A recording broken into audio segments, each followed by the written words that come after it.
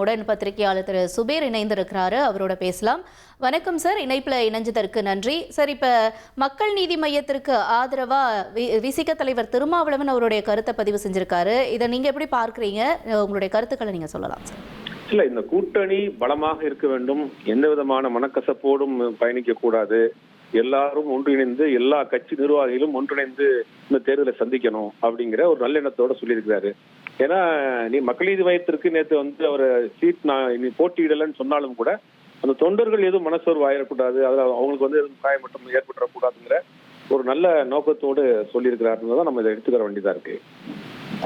இந்த கருத்து இதுக்கப்புறமா அங்க நடைமுறைப்படுத்த வாய்ப்பு இருக்குமா சார்? ஏன்னா இப்ப விசிக தலைவர் அவரோட ஆதரவு கருத்தை தெரிவிச்சிருக்காரு. இத கட்சி தலைமை அவங்க இதை ஏத்துப்பாங்களா? இதுக்கப்புறம் இதுக்கான வாய்ப்பு இருக்குமா? இல்ல, ஏற்கனவே அந்த 2 தொகுதி தர்றதாகவும் அந்த 2 தொகுதி உதயசூரியன் சின்னத்தில் போட்டியிடுவதாகவும் பேசுவதாக ஒரு தகவல் இருக்கு மக்கள் நீதி மையத்திற்கு. இதில் அவர் தனிச்சின்னத்தில் நிற்கிறதாக சொன்னதுனாலதான் அது வேண்டாங்கிற முடிவுக்கு அவர் எடுக்க வந்தார். அது இப்பயும் தேவைப்பட்டா அதை ரீகன்சிடர் பண்றதுக்கு கூட வாய்ப்புகள் இருக்கு. ஏன்னா உதயசூரியன் சின்னத்துல திரும்பி போட்டியிடலாமா வேணாமாங்கிறத அவங்கதான் கூடி முடிவு பண்ண வேண்டிய சூழல் இருக்கு. ஆனா இது கூட்டணி பலப்படுத்தணும், கூட்டணிக்குள் இருக்கக்கூடிய தொண்டர்கள் மத்தியில எதுவும் மன சோர்வு ஏற்பட்டக்கூடாதுங்கிற நல்லெண்ணத்துல தான் அவர் சொல்லியிருக்கிறாரு. ஆனா இது எந்த முடிவு எடுக்க போறாங்கிறது மக்கள் நீதி மையமும் திமுகவும் தான் முடிவு பண்ண வேண்டிய இடத்துல இருக்காங்க.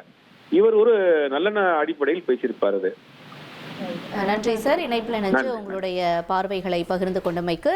மக்கள் நீதி மையம் கட்சியை டார்ச் லைட் சின்னத்துல போட்டியிட அனுமதிக்கணும், அப்பதான் வெல்வோம் ஒன்றாக அப்படிங்கிற முழக்கம் முழுமை பெறும்னு தன்னுடைய கருத்துக்களை பதிவு செஞ்சிருக்காரு விசிக தலைவர் திருமாவளவன். அதனுடைய கருத்துக்களையும் நாம் கேட்டு பெற்றோம். இனி செல்லும் இடமெல்லாம் செய்தி. தந்தை டிவியின் வாட்ஸ்அப் சேனலை ஃபாலோ பண்ணினா செல்லருக்கும் இடமெல்லாம் செய்தி. இதோ QR கோட், இப்பவே ஸ்கேன் பண்ணுங்க, ஃபாலோ பண்ணுங்க.